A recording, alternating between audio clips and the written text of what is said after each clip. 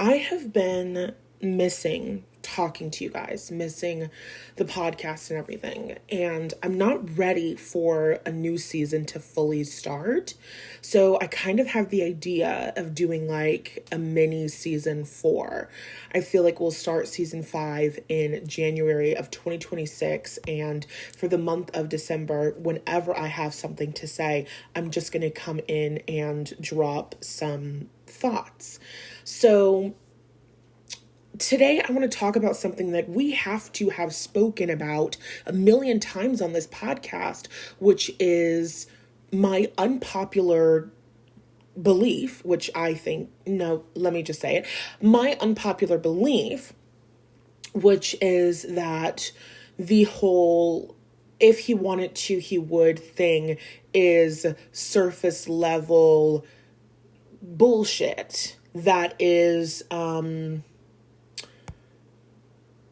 fake deep, fake woke. There's a lot of pop astrology and pop psychology, right?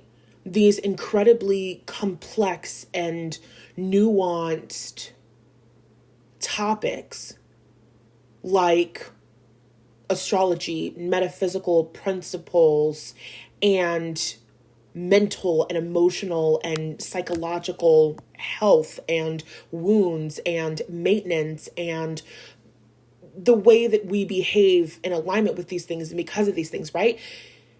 These are incredibly nuanced topics that people can study for decades and decades and decades and decades and continue to learn more about. But because we live in the age of social media, which is, lovely. It's the age of information. You have so much information available on your fingertips, through your phones, through your laptop, through technology. You're able to read books. You're able to listen to this amazing fucking podcast. You're able to access so much information, and it's so lovely. And you guys know I am a fan of the uneducated opinion. I am a fan of people expressing how they feel and what they think and what their perspective is, and everybody being willing to hear one another out. We have a whole podcast episode on that, so we don't even have to get into that because that's a whole other thing. And at the same exact time, even though, let me just say it, everybody is not qualified to be a fucking mindset coach, which is so funny because the conversations that are had online about my industry of life coaching and mindset coaching and manifestation, all these things is like, no, this is such bullshit.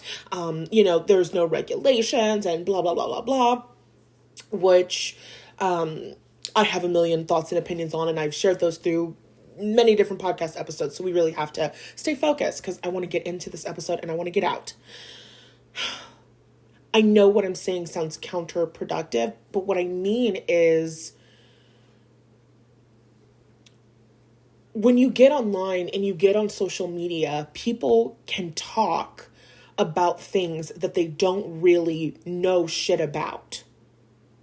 They can talk about things confidently when really they haven't put a lot of thought towards what they're sharing.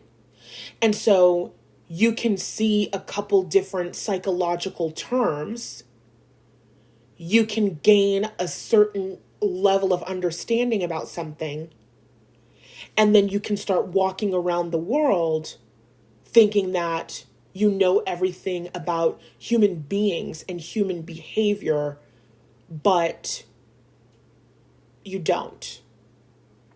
And I'm not even saying, oh, somebody who has more degrees and different things like that, they do know everything. I'm saying I have a problem with the conversation online surrounding men, relationships, men's behavior, and our perception of that behavior.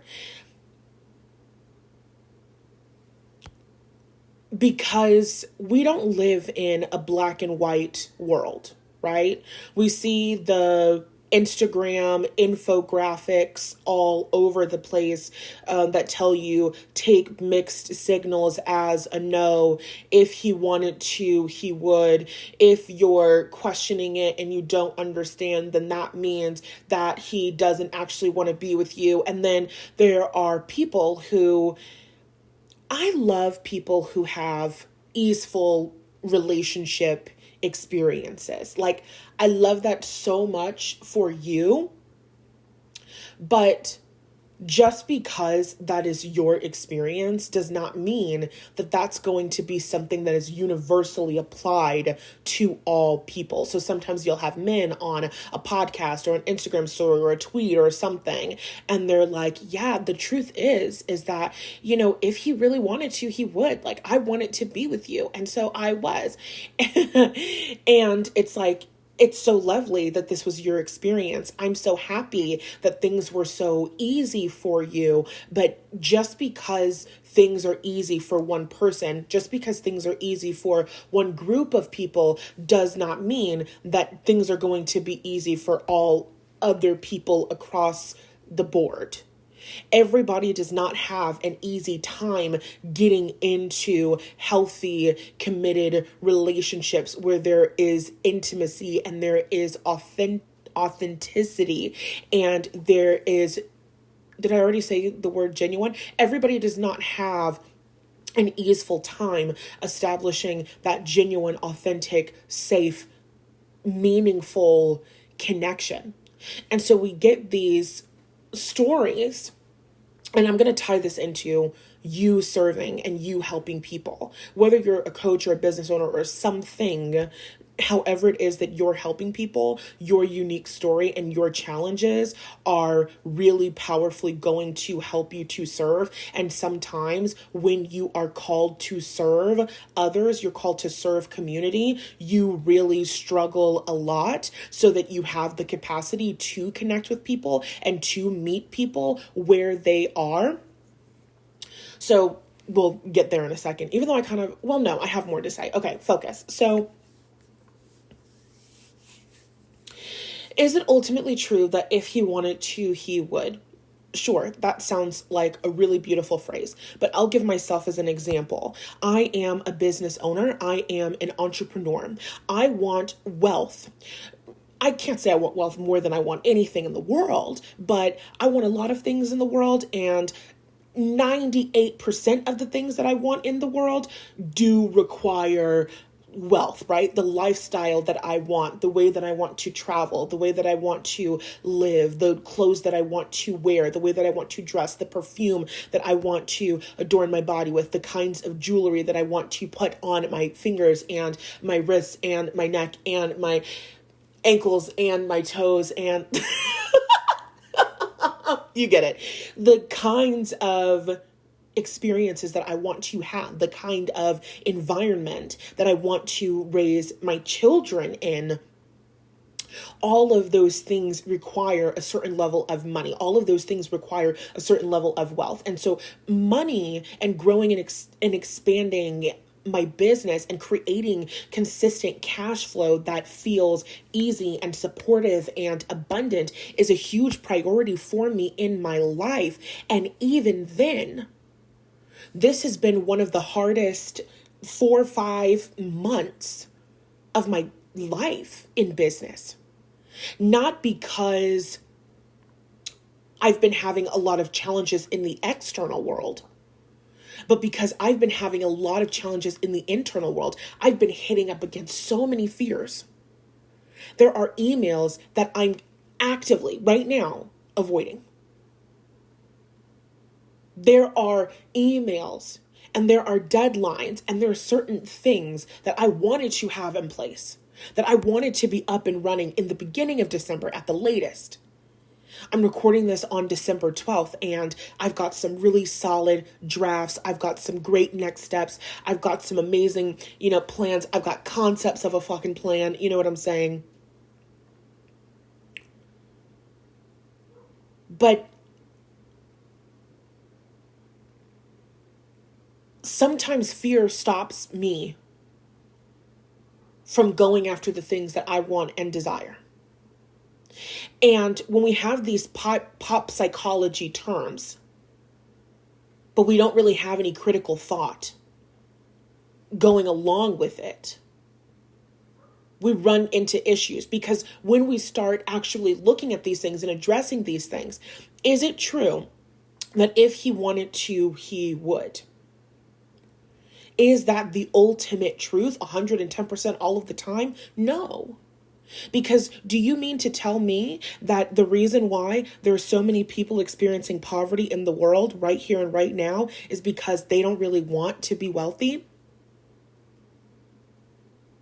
Do you think that the amount of women who are being underpaid and underrepresented in their career are having that experience because they don't really want to be adequately compensated or represented in their industry? Do you truly believe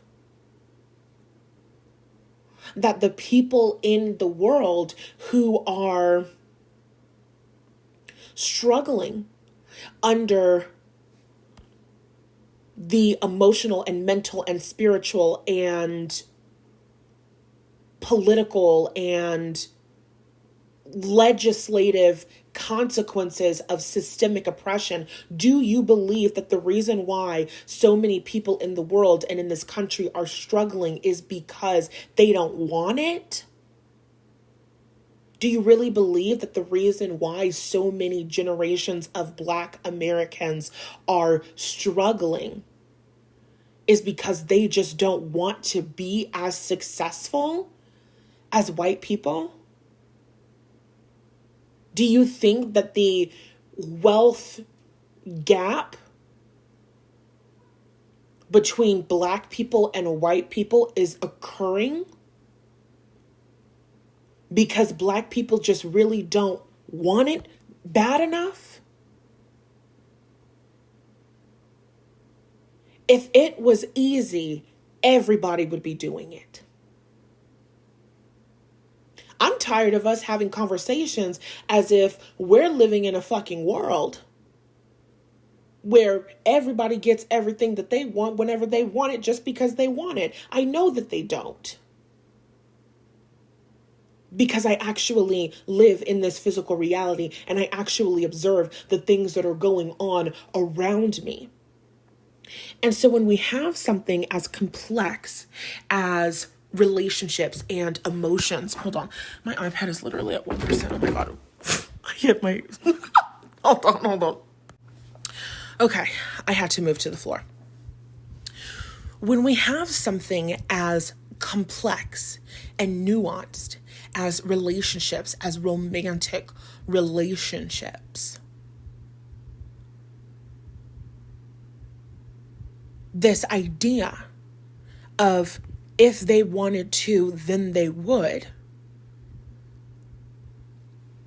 it just doesn't hold up against critical thought. It begins to fall apart. There are many people who want to be happy in the world, and they're not. There are many people who want to have healthy bodies, and they don't. It's not because they're powerless to creating the change that they want. There's 1,000,001 different reasons why we don't go after the things that we desire. When I first started this journey, manifesting, understanding manifestation, understanding the law of attraction, building my business, one of the first mentors that I had, she would always say, the journey to your desires is an emotional one. My work as a mindset coach, my work as a woman who is co-creating her dream life, is taking myself and others on the emotional journey that is required to be taken in order to successfully receive and maintain your dream life. You have to go through a mental transformation in order to get from point A to point B. You have to face your fears. You have to face your doubts. You have to face your worries. You don't just have shit from your lifetime that you have to think about and understand. There are generations of things that are impacting you. I have been on a soulmate journey, which I don't know, maybe that's my first time calling it that, for a while now. And it's not something that I ever consciously wanted.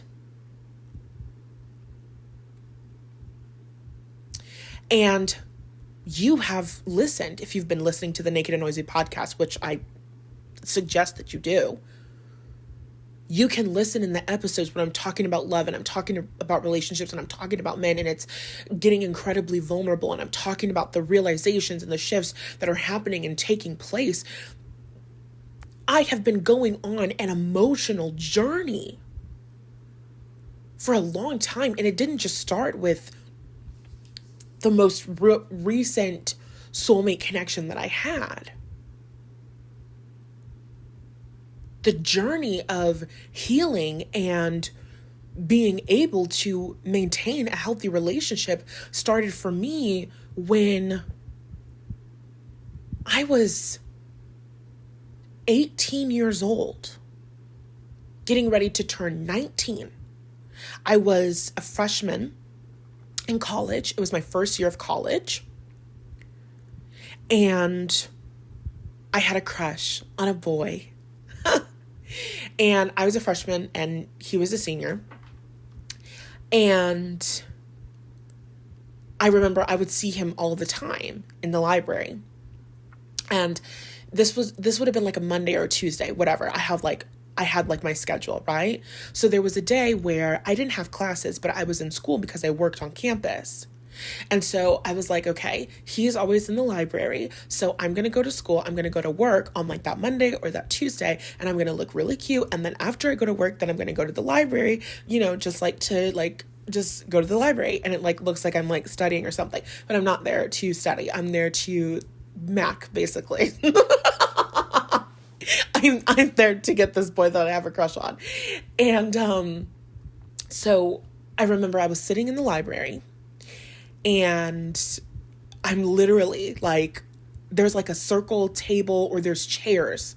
I can't remember if it was like little sofas or like little couches. I think it was couches we were by. I feel like we moved in the conversation. Like sometimes my memory shows me tables. Sometimes my memory shows me couches. I feel like we moved. Anyway, so I'm sitting in the library and there's a man sitting on computers, like kind of like next to me. So he's kind of like right in front of me, basically. And I'm just like there, like on my laptop or like whatever, like, like don't be suspicious.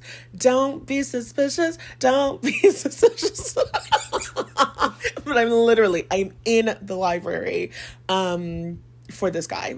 I actually ended up going out on a date with the guy. Nothing happened. We were not compatible. And yeah, that's just the end of that story. But anyway, so I was there for that guy. Well, that's not the end of the story I'm telling you now. That's just the end of the story of me and that guy. Like, we went out on one date and it wasn't a very good date. The conversation wasn't really that good. And then it was just like awkward. And then I like didn't let him pay for me because I asked him out. It was just like, there was just a lot going on, which that in and of itself was a whole thing. Letting men pay for things for me was a thing that I was not doing at 18 years old, because I'm an independent woman and I have an Aries stellium and I have a job and I have money and I asked you out. So the person who invites you is the person who should pay. That's absolutely insane, Diva. And he literally was like offering to pay. And I was like, no, like we had a whole fucking conversation going back and forth in this restaurant about I should pay because I asked him out, and we ended up splitting the bill. Oh my God. And I think about that memory, which is kind of becoming a 2.5, but it's fine. It's been so long since we've talked. Like, I'm sure you've missed this. So looking back just on that memory and how different of a woman I am today,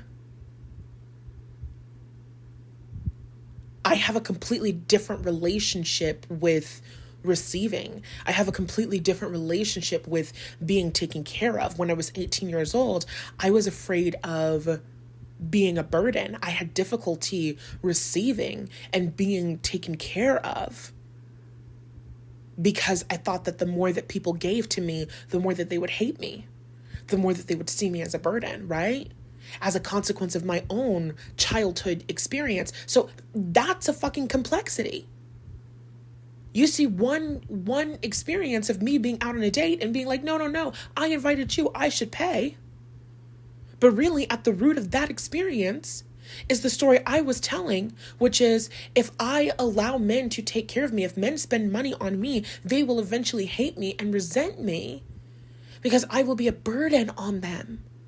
The more that people give to me, the more they will hate me. They won't want to be with me. They will abandon me. They will begin to treat me negatively because I am a burden on them, because I am taking from them. It took me years to heal my relationship with receiving from others. I'm still working on that. I have a whole course on it. It's called The Receiver's Mindset.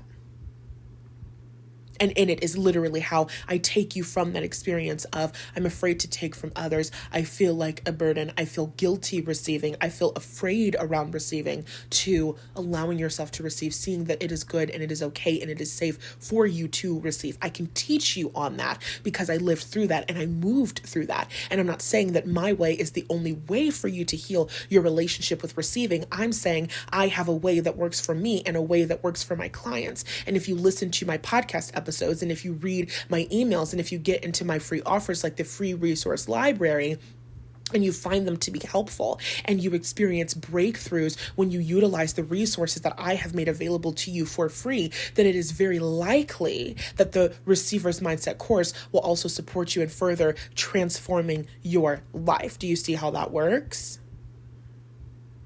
My way doesn't have to be the way that helps everyone in the world, but my way is a valid way. And through my free content that I give to people, I help them to see and understand and to get clarity on whether or not my work can help them. So that was kind of like a 2.5 within a 2.5. You're welcome for that free business masterclass.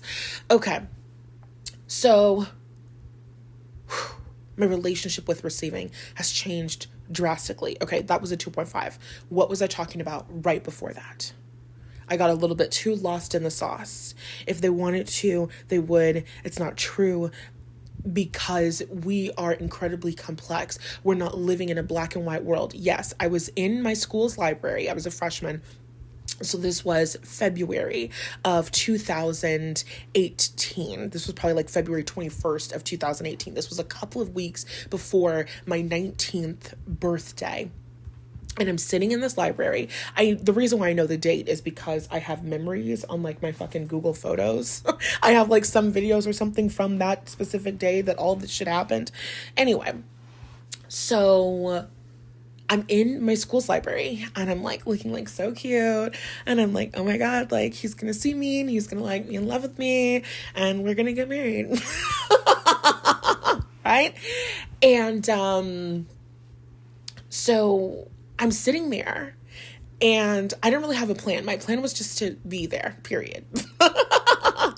And, as I'm sitting there, a woman, a girl, a fellow classmate, peer, she was a year older than me, whatever, a girl that I've never spoken to before. She's sitting at like the computers in front of me. She turns around, she looks at me, and she says to me, it's kind of like across the fucking room, by the way, not like full on across the room. The way that my school's library was set up was that there was 2 floors. And so the top floor was kind of like the chill library where like you could talk, or the bottom floor was like the chill library where you could talk. No. And then the top, I can't fucking remember. It's been a minute since I was enrolled at that school, but one library was like quiet. If you want to study, you go to that library. Then the other level of the library was like loud. So yes, it was normal and acceptable for her to be speaking across the room. It wasn't like she was like super far across the room, but also the love of my life, allegedly for entertainment purposes only, is right fucking there. And so she turns around And she's looking at me and she says, "Are you having trouble in love?" First of all, I'm having trouble being fucking embarrassed right now. Please don't say anything else. Like, how fucking cruel and unusual, God. You know that I am here. You know that I am here to make a good fucking impression. And you have the brilliant plan and idea of sending a psychic to give me a message at this point in time? Which was totally a manifestation of mine, by the way.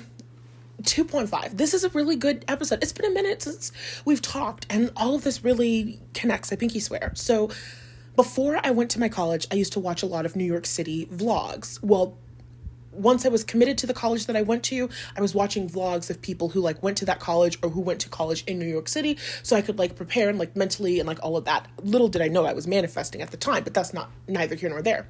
So I was watching a vlog of this girl who went to the school that I went to. And in her vlog, she was like, "Oh my God, a psychic just stopped me in the street and told me this thing about my future." And I watched that vlog and I was like, "Oh my God, I want a psychic to stop me." At the time, I didn't know that I was a psychic. Also, I did not know that the psychic would stop me while I was in the middle of the library trying to be very sexy and alluring and seductive. Basically, I was in my work uniform, but I like had like my hair done and like I probably did have on makeup, like, you know, like I was done up. I'm bringing my baddest bitch out at this point, and you're embarrassing me, Jesus, right now? So anyway, she turns around in her seat. She's like, "Are you having trouble in love?" And I'm like, She ends up like coming to like where we are, like on the seat or whatever, on the like sofa, whatever. We're like having a conversation. Turns out she's close friends with one of my close friends. Shout out to Kirsten. I love you. Miss you. Ugh. Need a night out with you. ASAP, ASAP, ASAP. Anyway, focus.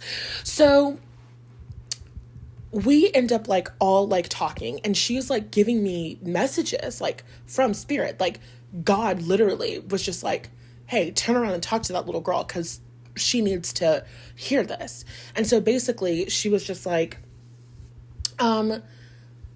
spirit or God or the universe or whatever is telling me that the reason why you're having trouble in love is because you don't love yourself. And at that moment in time, I didn't know anything about self-love. I didn't know anything about what does it mean to love yourself or to like yourself. I didn't understand. But I remember in that moment that what she said, it resonated with something inside of me. She said, the reason you're having trouble in love is because you don't love yourself. Something inside of my spirit was like, this is true. Like, you need to listen to this. And so that was the moment that I started my fucking entire journey. The journey that led to this business, by the way. I have had a lot of mixed feelings about that psychic over the years. Now, from my current perspective, I can say thank you to that young woman, because that one conversation really did change my life. She told me that I was not going to stay at that fucking school. I said, "Where am I going to go?" She said, "I don't know." Worst thing in the fucking world. Mind you, I'm a Scorpio with an Aries stellium. So I don't like being told what to do. So somebody tells me I'm not going to stay at my school, the school that I really love, the school where I'm really excelling at. Girl, fuck you. I'm going to do what I like. I am going to stay here. And a year later, I left. I'm like, fuck you and your little premonition. And a year later, I did in fact leave. Yes. Anyway. So she's telling me, you know, you're having trouble in love because you don't love yourself. That was the beginning of my journey. And I didn't know shit about self-love. I didn't know shit about self-help. I didn't know shit about personal development. And so I literally just was like, okay, I don't like myself. I don't love myself. I wasn't thinking that I didn't like myself. I was thinking I didn't love myself. I was like, that feels true. I'm hard on myself. I'm hard on my body. I take pictures of myself. I never post them because I don't feel beautiful. I don't feel good enough. And that's where I started. That's all that I had was, if I want love, I need to love myself. All I knew was that I didn't like looking at pictures of myself, and I didn't post pictures of myself. So that was my next right fucking step. And so I had a friend named Michaela, and we would go out to brunch every Sunday. We would get dressed up. We would go out to brunch on Sunday. We would go take pictures. And then I basically challenged myself. I literally made a fucking rule for myself. Like, the Capricorn moon locked the fuck in. Thank you, Diva. And it was like, you're going to go out. You're going to take pictures. You're going to choose 3 pictures, no matter what. You can take as many pictures as you need. I don't give a fuck how many flaws you can find in each picture. You will choose 3 pictures. And you will post one of those pictures every Monday, Wednesday, and Friday. Every single fucking week, we need 3 new pictures from your Sunday brunch. Literally. And that's what happened. We would go out to brunch. We would take pictures. I would look at the pictures and I would post. And I really did have some solid friends back then. I criticize a lot of the experiences that I had, but then I look back and I'm like, they were all 18, 19, 20, 21 maximum year old kids. You know, let them live. Sure, they were dysfunctional. Sure, they were messy. So was I. They were children. Let it go. You know, anyway, they were young adults, but I look back at that time and I just see that level of being, you know, inexperienced and immature, which is a normal part of life. So I'm not going to judge. Anyway, so I had a supportive group of friends at the time. So on Instagram, when I'm posting my pictures, my friends are all commenting, oh my God, you're so beautiful. You're so amazing. I'm going to die. You're killing it. You know what I mean? And so it was just lovely having that positive reinforcement of my friends hyping me up and loving me and supporting me. And that just made me feel so good. So I started to, as I continued to post pictures of myself, I started to like the way that I looked. And I remember having a photo shoot day with my friend Michaela, and we were by Waverly Place. And we're on like the fucking cobblestone goddamn road, which is not made for heels. And I had on these like velvet platform heels. Oh my God, I didn't fall. I didn't break any ankles, but oh my God, that was a challenge. And so I'm like taking like this picture, and I look at myself afterwards when I'm looking at the picture, and I go, that's what my body looks like?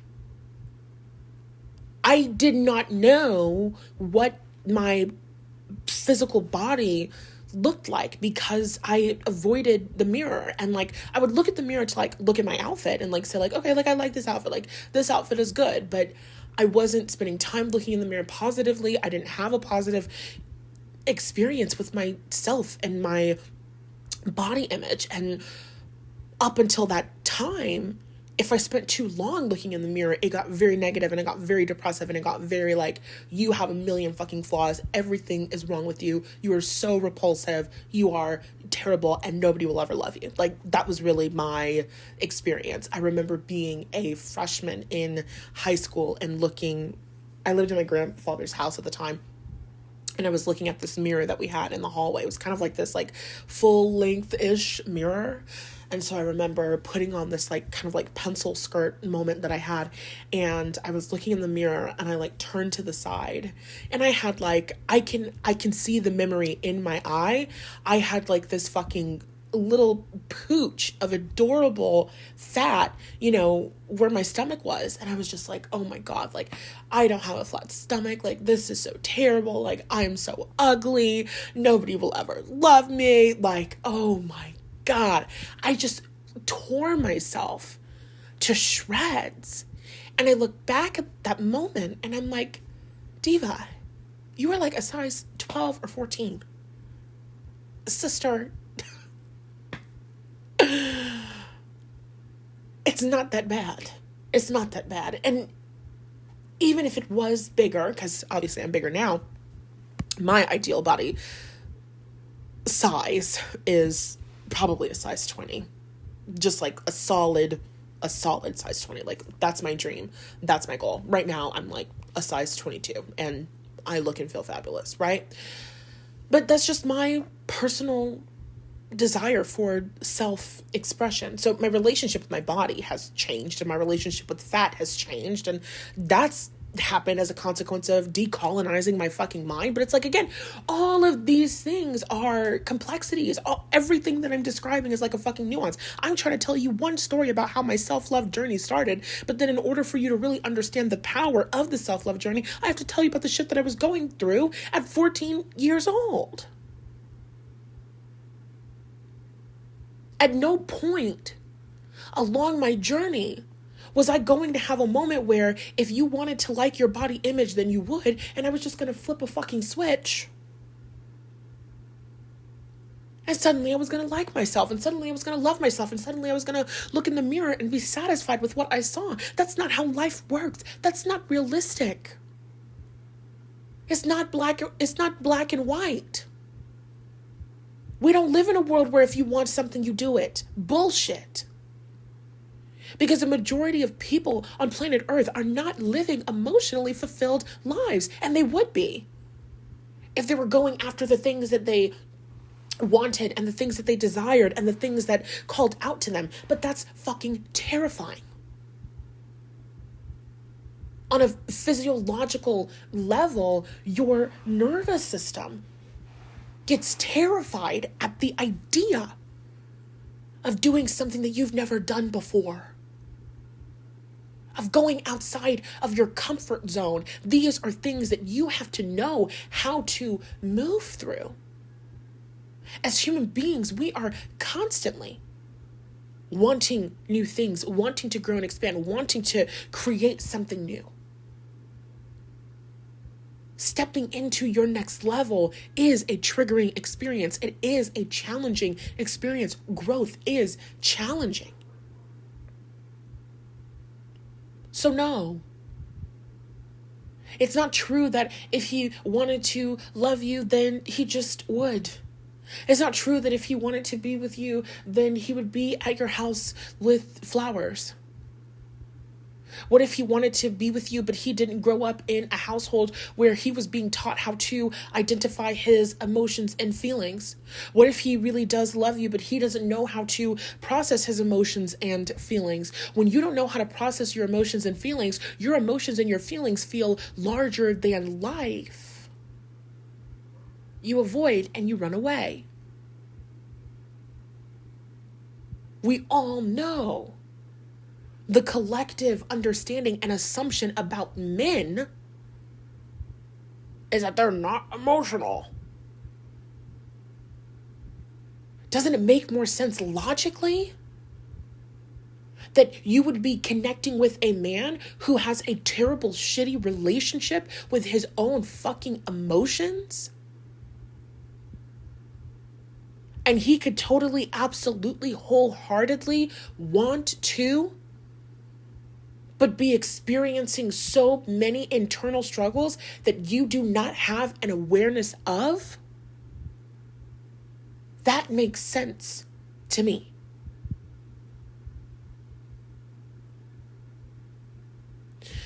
So, I forgot why I was telling you about how my self-love journey started. We were talking about nuances. Oh, yeah. It started out with a kiss. How did it end up like this? It started out with 3 posts on Instagram.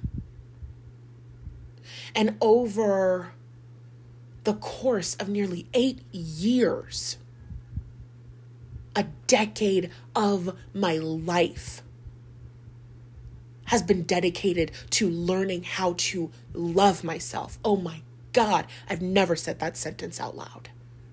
I've never thought about that shit. How crazy is that?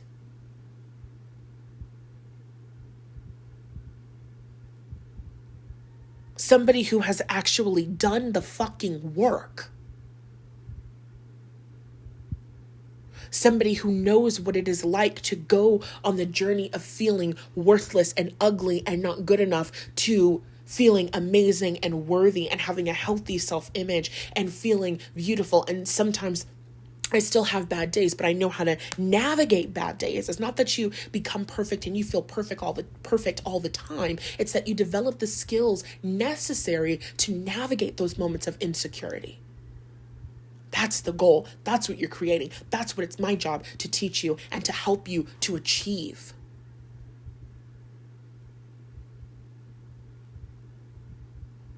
My journey of loving myself started with 3 pictures on fucking Instagram every single day. And then eventually it turned into me having dropped out of college, navigating entrepreneurship, being absolutely fucking terrified. I couldn't even identify that I was terrified. I worked with a coach at the time, at the beginning of my business, and she was, working with me, and she was also psychic, and so she was really good at, tapping into energy and seeing how you feel and all this stuff. And she's like, you're scared shitless, and it's okay. Anybody would be scared. And I'm watching her, and I'm like, you're usually really good, but this doesn't fucking resonate. I'm not scared.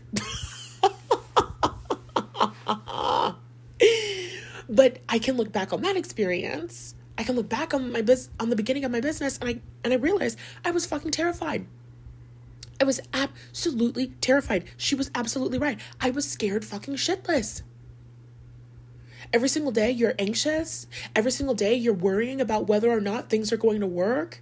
Every single day you're doubting that your success will continue. Baby, that's what it means to be scared shitless. But at the time, I didn't understand, because I didn't grow up being taught how to identify my emotions. And so there was a moment in time, there was a season of my life where I was sitting in my car realizing and becoming aware of some really traumatizing and painful events and experiences that happened to me in my childhood. And I could feel tears wanting to come up, but I had this mechanism of tightening into myself, like clenching myself and like holding back tears. There was a season in my life, there was a time in my life when I did not cry. There was a moment in my life, if you knew me back then, I prided myself. I never cry. I prided myself on being the woman who didn't experience and express emotions. I never cry, as if that's a good fucking thing. You have experienced some of the most terrible, horrible pain in the fucking world. You should not be proud that you did not process that, and you did not move through that.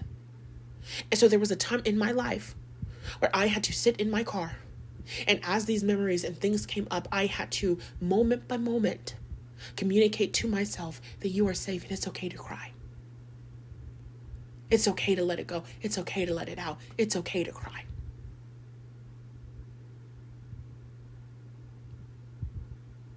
It went from 3 Instagram pictures to allowing myself to cry to identifying my emotions and how I feel.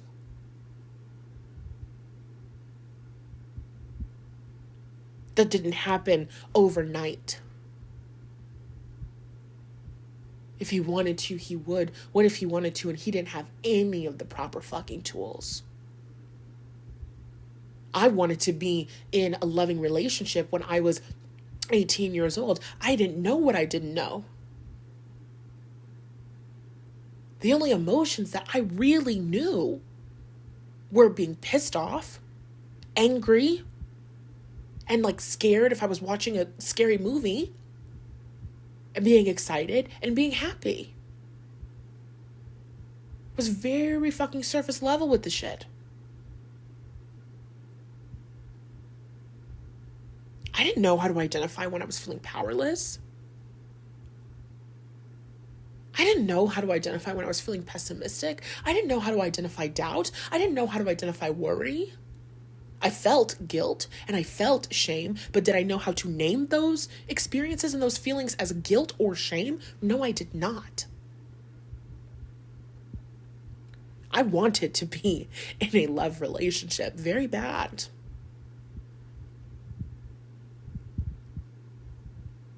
But I didn't have the necessary tools.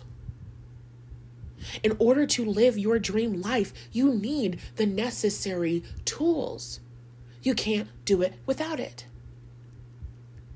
And this is why coaches and teachers will talk about your dream life requires a certain kind of sacrifice.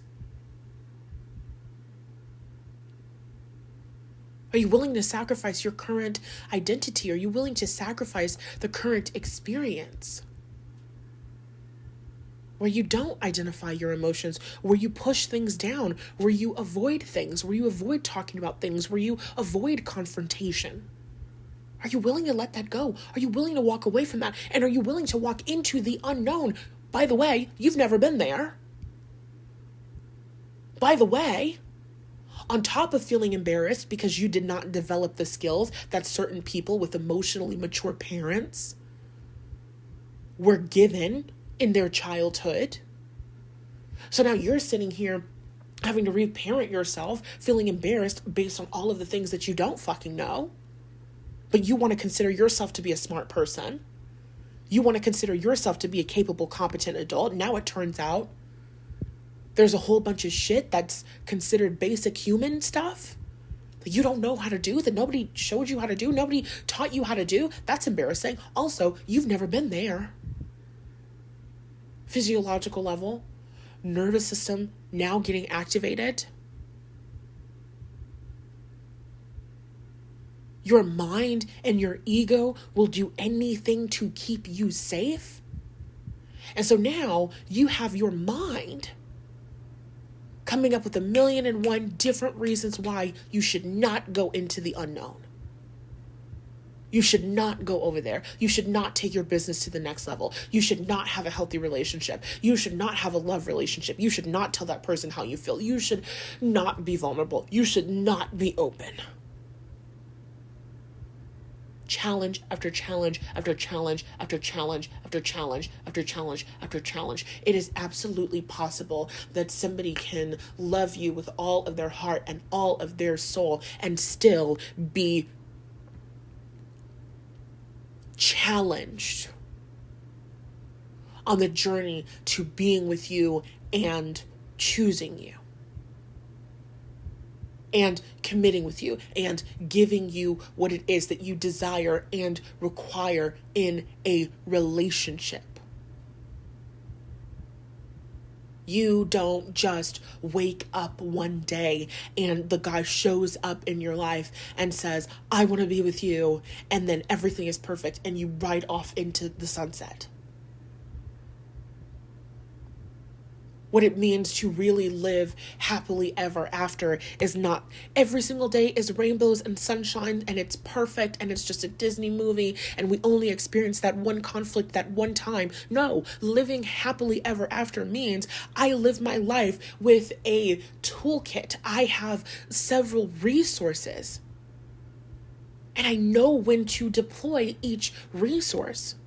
So when challenges happen, when triggers occur, I know how to show up and I know how to respond.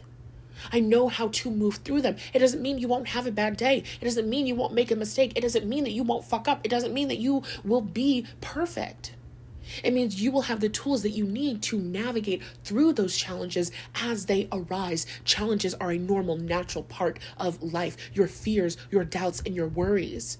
The experience of having fears, doubts, and worries is a normal and natural part of life. Your job, when you decide to become the leader of your mind, when you decide to deliberately co-create the life of your desires, your job is developing the tools and the skills needed to navigate your way through those fears and those worries and those doubts. I have so much gratitude for this soulmate relationship and for the journey that I have gone on nearly a fucking decade. Oh my God. That's insane. A decade of your life is crazy. Oh my God. I'm grateful for this journey that I have gone on because I can actually help people. I saw a post on YouTube earlier today or yesterday. At some point, I saw a post on YouTube. It was like a written text post from a page that I don't watch. I'm not familiar with them, whatever, just like a recommended random thing. And it was like, goodness is coming towards you. Do not be afraid. And it was like trying to be like this like motivational thing, like a psychic message. You're receiving your dream life, but you're freaking out. Stop being afraid. And it's like, yeah, what you've written down sounds really fucking cool and it sounds really good, but that's not actually helpful. I'm not going to tell you just stop being afraid. Because I've had people say stupid, superficial shit like that to me, and it really does feel like a slap in the face when you're going through something and you're struggling with something and you're feeling challenged by something and somebody responds to you as if your problem is a non-issue that can be oh so easily overcome. No. If you're afraid and you're terrified, here are the different tools that you can utilize in order to regulate your nervous system and to move through that fear. Now that's actually helpful. That'll actually help you to level up. That'll actually help you to overcome. When I say that everybody is not meant to be a coach, I mean everybody does not have the necessary fucking tools. You need more than ChatGPT, no shade. You need more than pop psychology and pop astrology and bullshit phrases that are being flung all over the fucking internet if you really want to serve. And because I have gone on this journey, because I have learned to love myself, you guys listen, if you listen to my fucking podcast this year, I went back and forth so many times. Why am I still here energetically in this connection? Why is this man still on my mind? Is this a reflection of low self-worth? Because everybody is telling me that the woman who loves herself walks away. The woman who loves herself doesn't take shit. The woman who loves herself doesn't accept negative treatment. But as I'm growing and as I'm learning, as my understanding is expanding, my perspective is shifting. I think the woman who loves herself doesn't beg.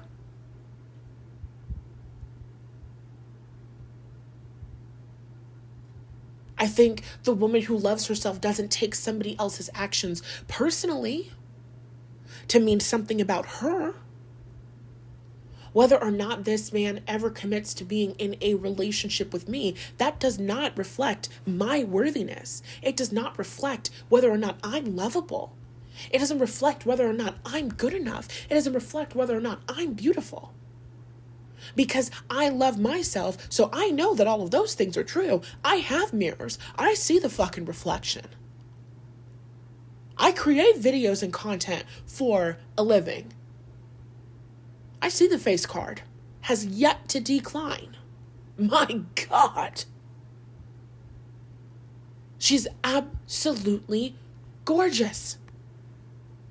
I have conversations with her all day, every day. She is my favorite person on planet Earth. I never get bored of her. I never get tired of talking with her. She's my favorite person. I think she's so funny. She makes me laugh so fucking hard. And she's been having a thing lately where sometimes it's been getting a little politically inappropriate, but it's really funny. There are certain jokes that she tells that I can never say out loud. Oh my God, I had to stop myself in the middle of Trader Joe's. I was like, enough. You cannot continue this. Stop right now. She pushes the envelope. She's hilarious, and I love her. I love being around her. I love her personality. I love her kindness. I love her values. Somebody else deciding whether or not they're going to commit to me in a relationship does not negate any of what I just said. I like me no matter what you do. I enjoy me no matter what you choose. So because I've been on this journey, I can actually help and support the women who need it the most. Because I know you're listening to this podcast fucking episode. And I know, just like me, you have seen all of the people all over social media. They're telling you all these things that make you feel like shit. Make you feel like, oh, you just must be the dumbest bitch on the fucking planet. Because obviously he doesn't fucking want you. So fuck what your intuition said, huh? Fuck what you feel in your heart and your soul, huh? Fuck the conversations that you have with your fucking ancestors, huh? Fuck the dreams that you've had, huh? Fuck every single premonition that you've ever had, you dumb, stupid bitch. Don't you see? Mixed signals are a no. That was sarcasm, by the way, just in case. I'm sorry if that was like triggering for you.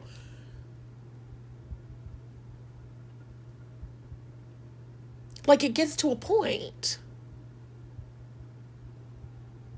Don't talk to me as if I'm dumb.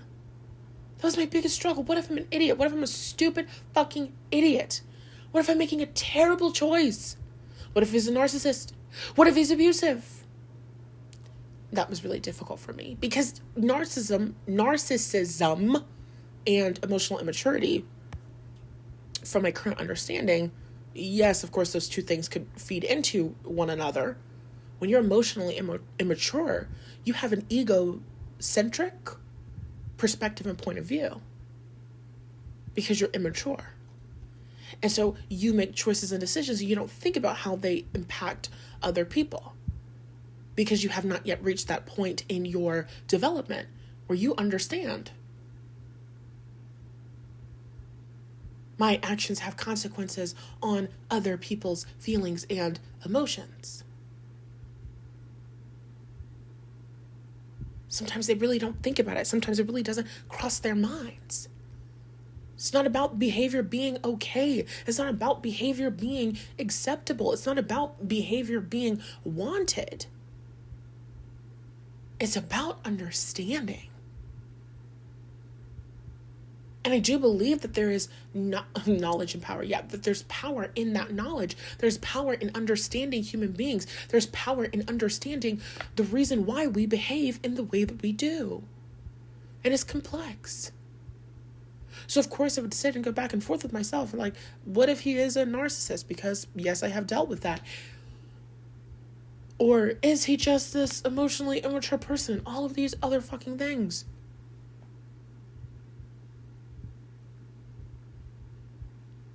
If you've listened to the podcast, you have heard me talk about so many pivotal moments on this journey, but not just this journey with this man, my journey with love and my journey with all human beings.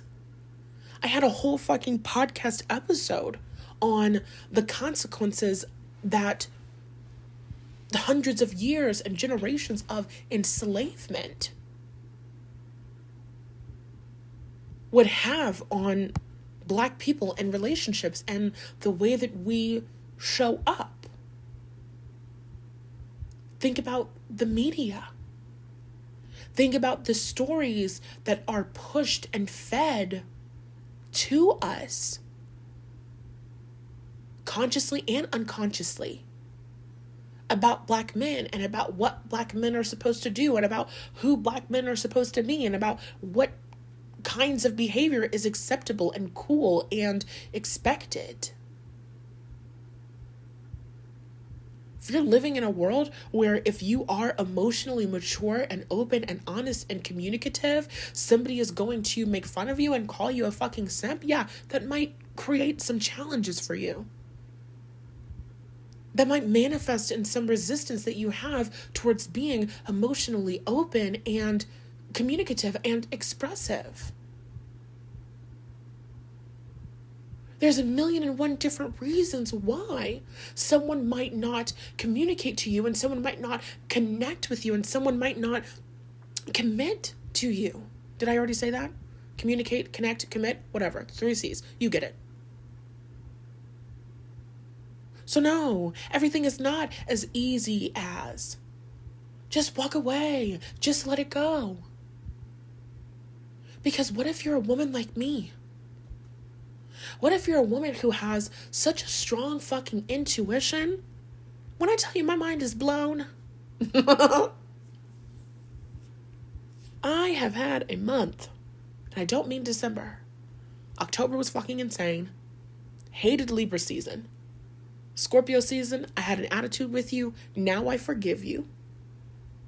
Because it actually turns out that the veil was incredibly thin. I was knowing so many things that I didn't even know that I fucking knew until after the fact. I was behaving in certain ways. I went into December. Sagittarius season has started. We're getting further and further into Sagittarius season. I started feeling guilty. I'm like, why did I say that? God, now I feel bad. Then turns out I was right. I have an addiction to that. Usually am. And that felt really good. What's the point that I'm making? Because I'm losing the plot a little bit. The point of all of my points is that human beings are incredibly complex. And life is challenging. And creating your dream life is challenging. And anybody who tells you any different is lying. And I believe it is what they call fantasy marketing. I manifested $100,000 in the first 90 days of my business. And if you get my framework, then you can manifest it too. But what I'm not telling you, and what you don't understand, is that before I started my business for 90 days, I was working for my parents' company that is successful. So I come from a family of people who have an expectation of success. I spent time around people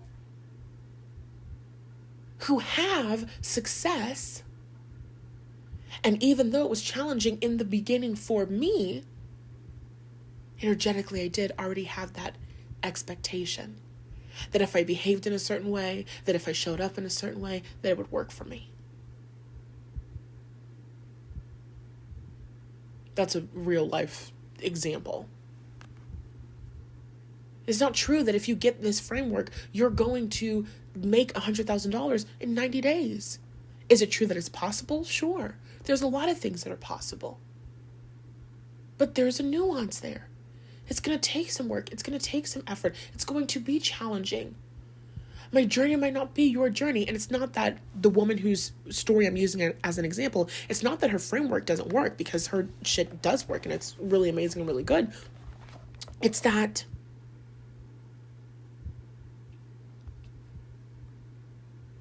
the journey to success might not look like scaling your business as quickly as hers. If you're like me and you had a shitty relationship with money, if you're like me and you had an experience with money where there was never enough, and sometimes you didn't know where you were going to get the resources for your next meal from, you have a completely different starting point than someone who's never questioned whether or not they would be able to afford to eat. Those are two different starting points. So, because I have gone through so many different challenges, because I have had to learn so many different things, I'm able to powerfully serve so many. The woman who has never felt ugly a day in her life, she's not going to help you, because she's not going to help you when you're the woman who looks in the mirror and hates what she sees. She doesn't get it. She doesn't understand it. The woman who has always been blessed and who has always been at the right place and at the right time, she's not going to be able to help you when you feel powerless and like no matter what you do, nothing is working and your reality is not shifting and you just want to give up. She does not understand. And so I can have a lot of gratitude for this journey that I've been on, because the things that I have learned have made me, have really expanded my capacity to lead with compassion and understanding. I'm really, really, really good at serving others because of the challenges that I face, because of my childhood experience, because of the things that I have had to overcome. So when you connect with me and you listen to my podcast and you're receiving those shifts, you're not just listening to me talking about words, you are receiving the energetic fucking transmission of getting tuned in, tapped in, turned on to the energy of a woman who has truly done the fucking work. That's why when you listen to the podcast, you feel like that. That's why you feel more elevated. That's why you start getting epiphanies. That's why things start clicking for you. That's why things start making sense. Because I've walked a similar journey. And so when you connect with someone who has walked a similar journey, and they have that understanding of where you are now, you get to connect and sync up with them. And then it's almost like you get to download their shifts and their energy. You get expedited results. You get fast-tracked results. Because, yep, I know that shift that you need. I know that shift that you need. I know that shift that you need. I know that shift that you need. I know that shift that you need. That's really easy. It's a really easy way to see that in a different way.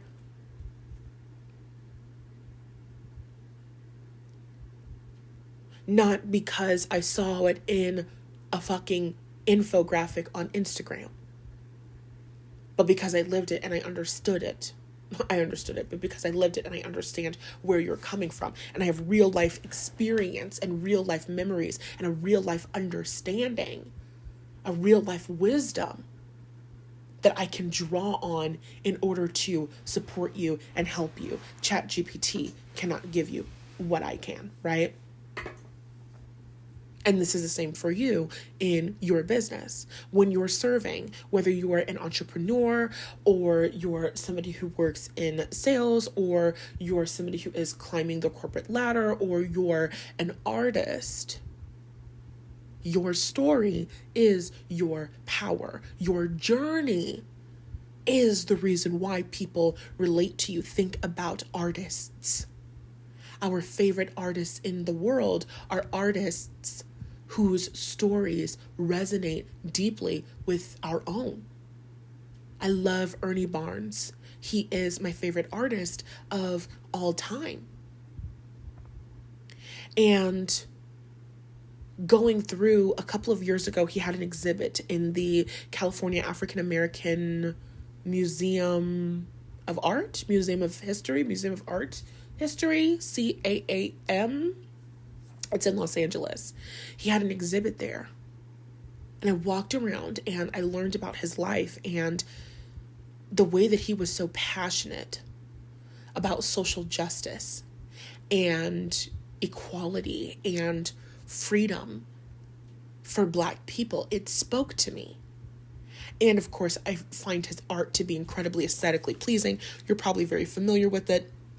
Ernie Barnes is the artist who created the, I think it's called Shake Shack, the album cover for Marvin Gaye's album. I don't know what's the name of the album. It's the one where Come Live With Me, Angel. That's on the album, I'm pretty sure.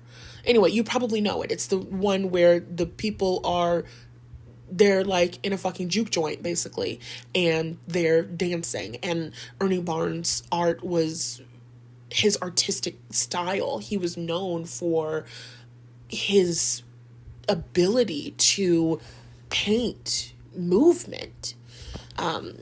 Incredibly fascinating and inspiring, and it changed my life, and I have an obsession with Ernie Barnes. He's my favorite artist. The reason why his art resonates with me so deeply is because I resonate with his values.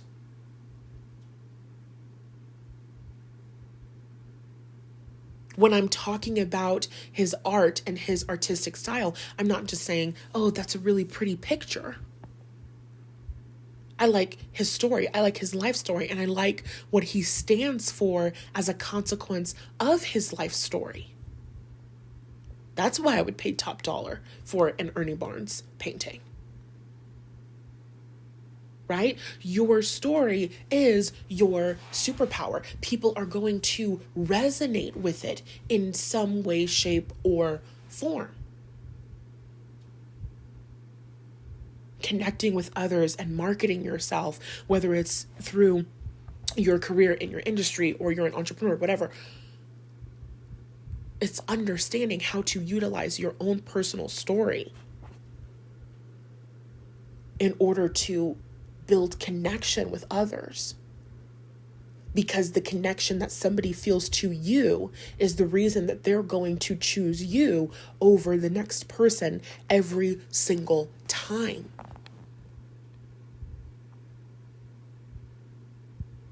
When you are struggling in your soulmate relationship and you feel terrified to walk away from a connection with someone because you're afraid that you'll never find another amazing relationship like that again, I'm the coach that you want to work with, because I had that experience in 2019 and 20 and 21. We have such an amazing connection. I don't want to be in this connection anymore, and I don't really like him as a person, and the more that I learn about him, the more that I dislike him, and we had this moment, and I feel so connected to him energetically, and I'm so terrified that he might be my soulmate, and if I walk away from him, I will never feel a love or connection like this ever again. I can tell you for a fact that I was wrong, because I felt what I felt for that guy several times since. And it has gotten better. The connections that I've had have gotten better. Like the guy that I'm talking about from the 2018 or whatever, we referred to him as the incident, really. And there was like this like sexual attraction and like chemistry there. That was the first time that I ever experienced sexual attraction and chemistry, really. But even then, at that time, I was 19 years old. I had never experienced a vaginal orgasm before. Like, how can I describe how...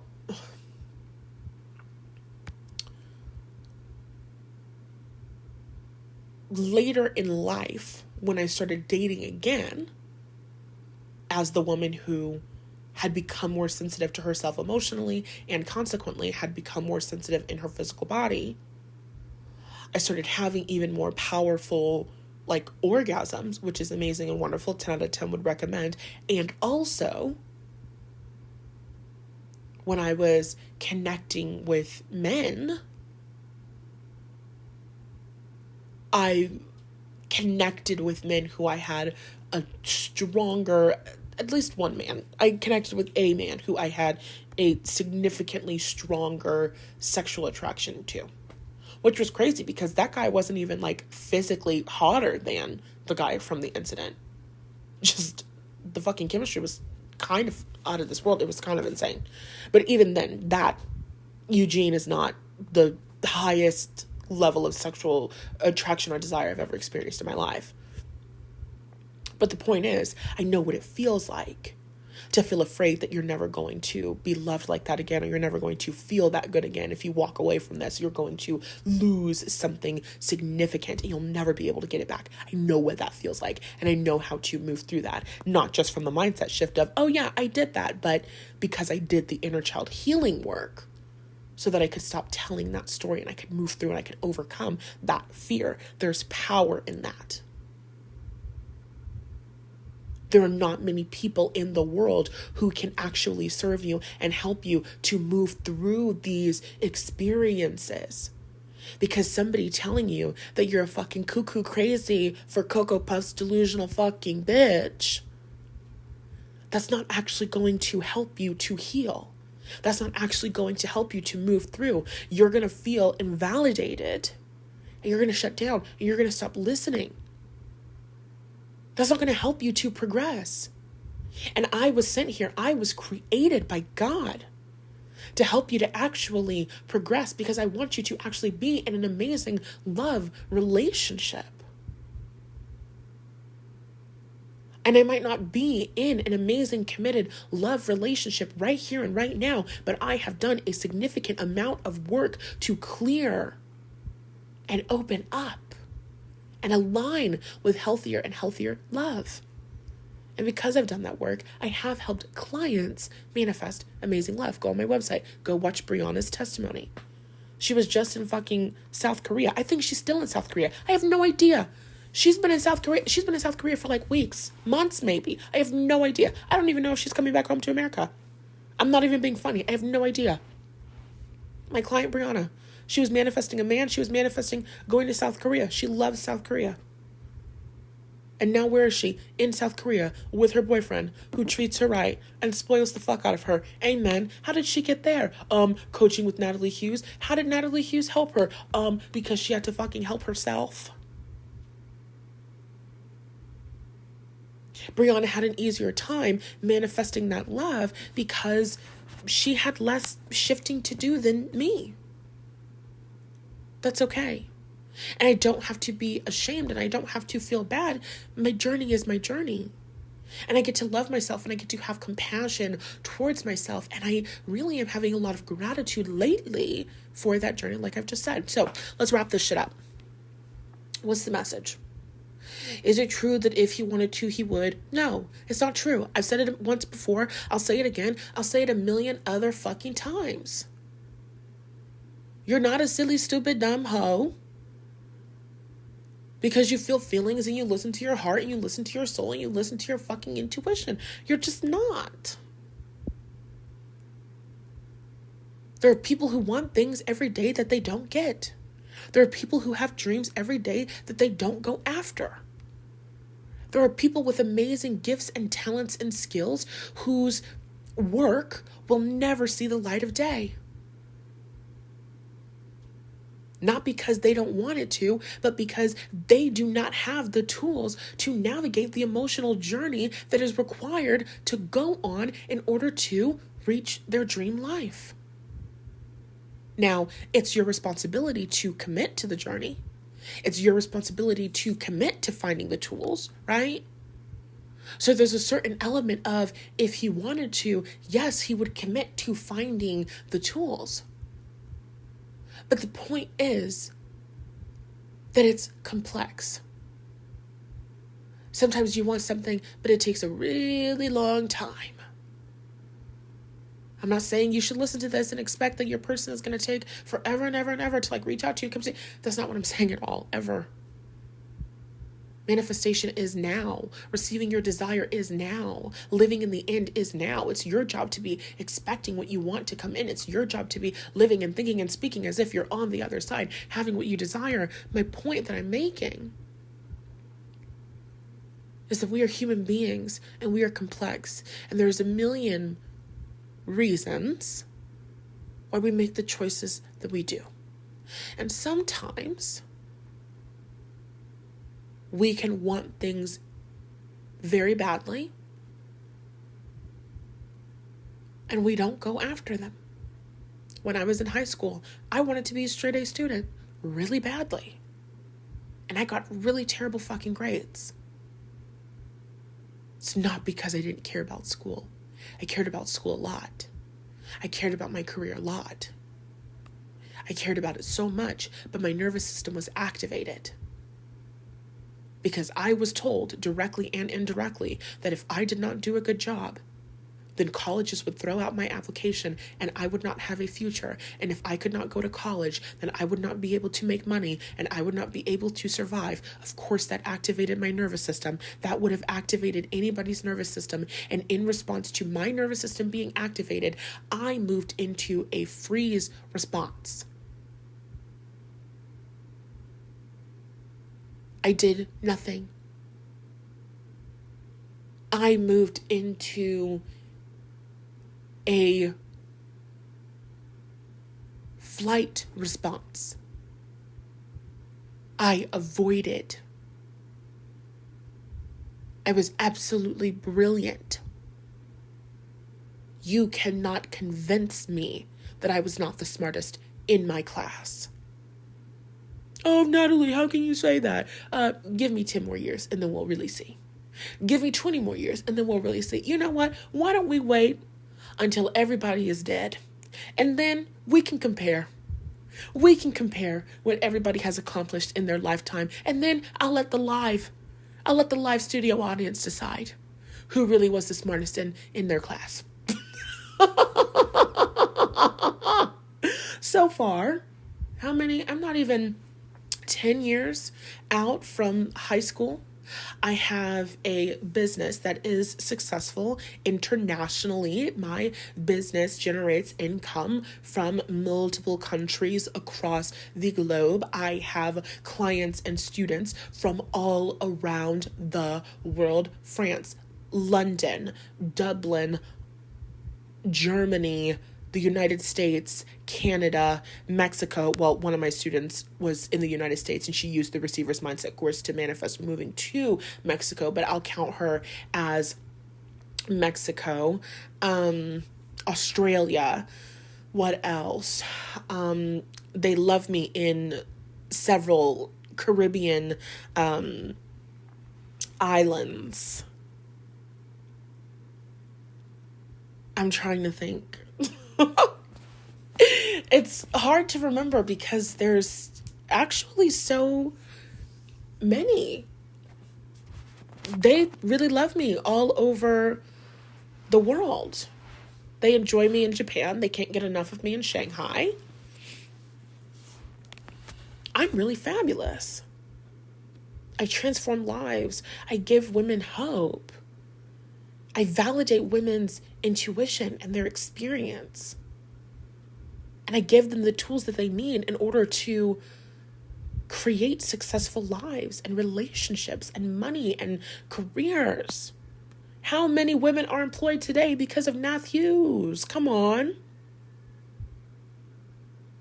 How many women have experienced an increase in their income because of me? I know other bitches from my high school doing that. No shade. No shade. It doesn't have to be a competition. It doesn't have to be a competition. It doesn't have to be a competition. I'm sorry. I'm sorry. I'm sorry. But also, if it was, just making it abundantly clear who would win. So anyway, the point that I'm making is that... What was my point? Did I just take that opportunity to brag? That's fine. I don't hate that. What was I talking about? I was talking about... Oh, yeah. I wanted nothing more than academic success.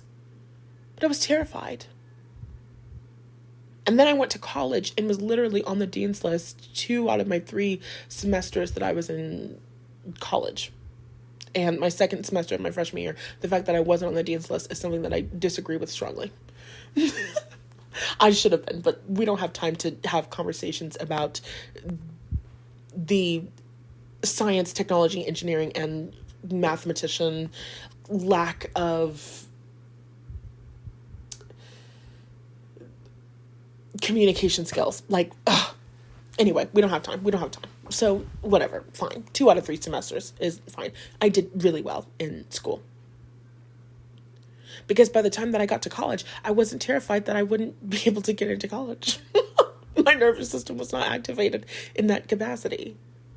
And there was another level of freedom. And nobody was pressuring me, telling me that if I didn't do X, Y, Z different things, then I would never succeed or be like fucking happy in my life. Nothing drastically changed between when I was in high school and when I went to college. My perception of the world changed, and because I felt safer, I was able to show up in a different way. Also, there's significantly less homework in college than high school, so that was easier too. But anyway, the point is, college was easier for me than high school. Tell me, comment down below, send me an email, DM me, tell me how you feel. Do you feel like college was easier than high school? For me, I feel like college was easier than high school. Like, intellectually, it was more stimulating and challenging, which was lovely, but it was significantly fucking easier. Like, in terms of workload, I don't know. I feel like college was really easy. Anyway, that's not my point. My point is this. What is my point? What is my point? What is the point that I'm making? What is the point that I'm making? What is the point of all of the points? Oh, yeah. The point that I've been making this entire fucking time. Sometimes you want shit and you don't go after it. For 1,000,001 valid reasons. Do not let these people who really don't know shit, no shade. There was a time at the beginning of the year when I thought being a woman and having self-worth means I have to walk away from this relationship. Now, I'm sitting here having this experience of like, self-worth to me means I trust myself. I trust myself and I trust how I feel, especially after the fucking month that I had. Not just feeling like things were challenging. Emotionally, I was responding to shit and I was talking about shit and I was giving messages on shit that I had no fucking idea what I was talking about. I look back on readings that I did. I look back on the timing that readings were fucking done that I did. Bitch, you're psychic. Being psychic is real. Hashtag confirmed. If I had any suspicion before, I don't anymore.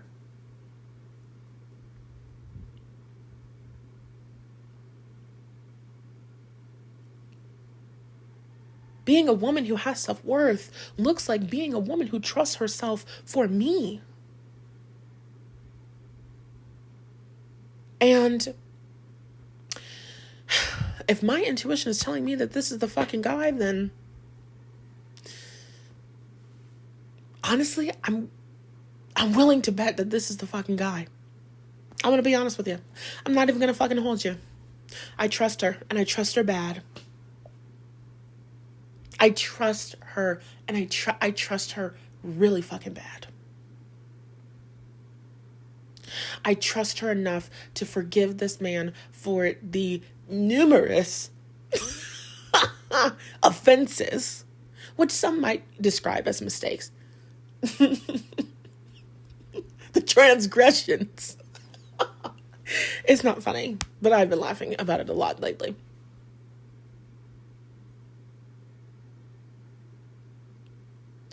Do I hold a certain standard for myself? Sure. Am I messaging this man every single day? No. I haven't sent him a message since... Let's not give the date. I told him, this is the last message I'm going to send you. And that was the last message that I sent him. Except for the times that I talked about him on social media, which like... I have my Capricorn moon in the 3rd house. I'm going to speak. Shit. If it's on my mind, I'm going to talk about it. And that is not a crime. But in terms of reaching out to that man to contact him, no. Because I said what I said, and I'm standing on business. And he gets to make his own choices, and he gets to make his own decisions, and I get to make my own choices, and I get to make my own decisions. And if he wants to do X, Y, Z, different thing, I don't have to like it because the hood very obviously loves it. Amen. And if I'm getting myself my passport for Christmas and I'm going to go to fucking Ibiza. Why did I forget how to pronounce Ibiza? And I'm going to go to fucking Ibiza and party on the beach and have a good fucking time and listen to Brazilian funk, then that's what we're going to do. If he can have sex with other people, allegedly for entertainment purposes only, I can dance with a hot, sexy Spaniard, allegedly for entertainment purposes only. I can have a drink. I can go out on a date. I probably won't do that. 2.5. The reason that I don't date is not because I'm waiting for this man. The reason that I don't date is because I don't particularly like men. Not in terms of sexuality. In terms of sexuality, I don't have the words to describe. Eyes haven't seen, ears haven't heard the level of sexual desire that I feel towards men. It's barbaric. Really, it's disgusting. We don't have time to talk about it. But as people and as human beings, the idea of meeting up with a man who I don't know to have a conversation about his life story when I don't think that we're going to end up together. Why am I here? This feels like a waste of my time. I don't like that. I am growing and becoming more social lately. I really am very proud of myself. I don't like small talk. I don't like bullshit conversations. Why would I be dating you if I don't think this is going to end in marriage? I don't think that men are that fucking cool that I want to have 5 different dates with 5 different men in 1 week. That sounds exhausting to me. That sounds irritating to me. I have dealt with men. I have dated men. I have been outside. Why have 1 bitch when you can have 5? Why have 5 bitches you can have 9? I get it. I understand it. I know ball. You know what I mean? And also, I know that that's not for me. Yes, I have a 5th house stellium. Yes, I have Venus in Aries. Yes, like, yes, the energy is there. Yes, I'm desirable and I'm sexy, but I have a Capricorn moon and I have a multi-million-dollar business empire to grow. I'm sorry. Go out on a date with a man who I am not going to be able to pick out of a lineup in 5 years' time, or pour into my business and get my money up, not my funny up. Like, come on, sister. That's not a hard choice for me. So the choices and decisions that I make in romance, it's not rooted in, it has to be this guy, it's this guy, or it's no guy. We've actually talked about this multiple times. I talked about the husband being an implication. My perspective on that is changing. Maybe we'll just talk more about that in another episode, because it's been an hour and 33 minutes already. God, I miss talking to you guys. Do we just need to start season 4 right now and just keep it season 4 for a little bit? Because maybe the podcast just needs to come back. We just need to sit and yap sometimes. We just need to sit and chit chat sometimes, because I've been going through a lot of changes. Anyway, the point that I'm making is that my sense of self-worth has changed. And so I'm not shaming anyone for having those moments of saying superficial things and fake woke shit. We all do it. I was doing it at the beginning of the year. It's possible that I'm doing it in some capacity now that I'm not going to understand until several months from now, when I have that realization and I'm ready to receive that epiphany. So I don't mean to come across as judgmental in a way where there's condemnation, because I don't think that there's anything morally wrong going on here. in terms of, being a little bit surface level with the spirituality and stuff. But what I just mean is,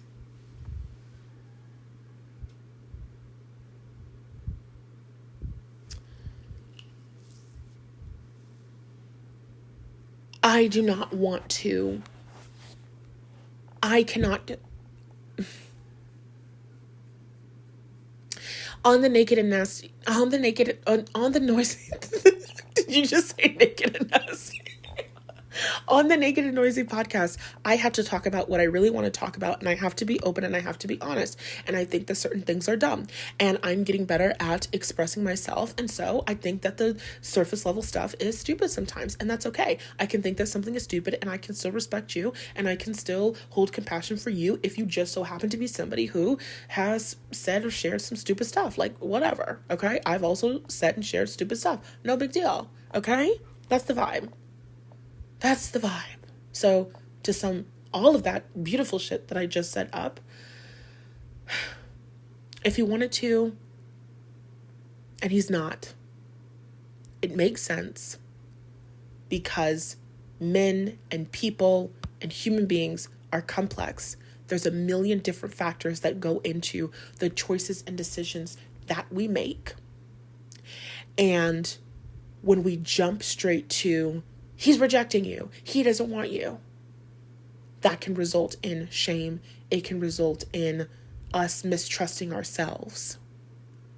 And I believe that being the woman who has self-worth means you're the woman who trusts herself. My opinion and my perception is worth something to me.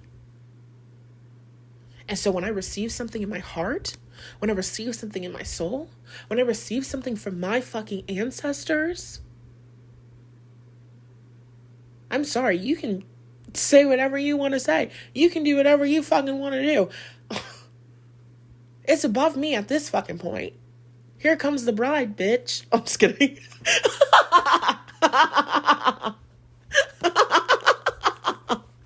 Oh my God, there's a joke that I want to tell you guys, but it's too, we can't go there. One day we will all be in a group and it will only be fat women or women who have experienced being fat, and I will tell that joke and we will all laugh and it will be so much fun, but we can't do that one publicly. Anyway, the point is,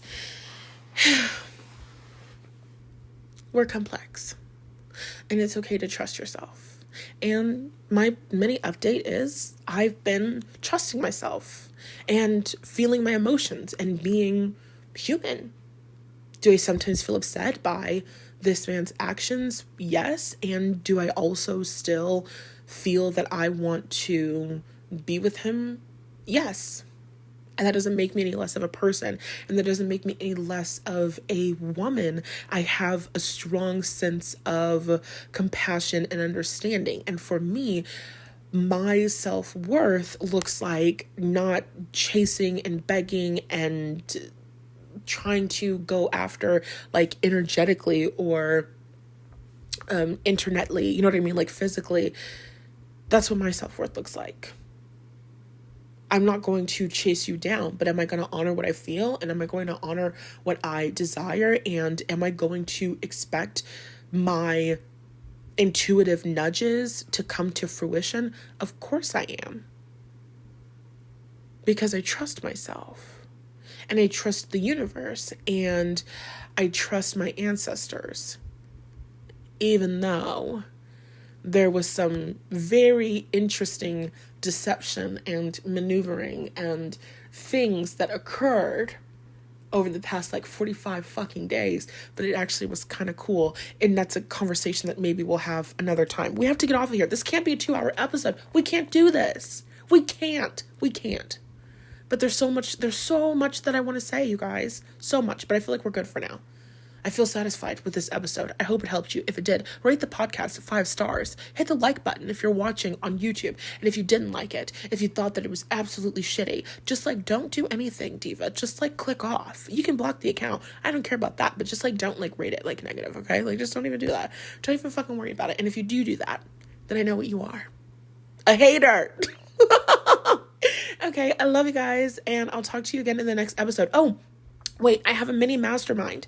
It's really, really good. So if you would love some personal one-on-one coaching and support from me, whether it's in your romantic relationship or your money or your business, I really, really, really invite you to join us in the mini mastermind. It is a group coaching weekend long program where you receive a channeled message, a meditation, and journal prompts before the weekend even begins. And then everyone who joins, it's a group that's exclusive to 4 women. So each woman that joins receives personal one-on-one coaching from me. You show up to the call with what's challenging you and what you want and what you desire, and we move through it and we burst through those fears and doubts, and you experience teachings on manifestation and mindset shifts, and it's just absolutely amazing. It's currently only $50. I know that the price will increase. I just don't know if the price will increase in January or February yet. But this is the last call, the last mini mastermind call that's happening this year. And it's going to be December 20th and December 21st, okay? From 10 a.m. to 12 p.m. Pacific Standard Time. The calls happen live on Zoom, so you can join from anywhere in the world. We have had callers from the United States, Germany, and Dublin for this mini mastermind, right? So yeah, if you feel so inclined, you can click the link in the description box to reserve your spots. As I'm recording this episode, there are 2 spots left. Okay? I love you so much. Thank you for being here. Thank you for listening. And yeah, I'll talk to you in the next one.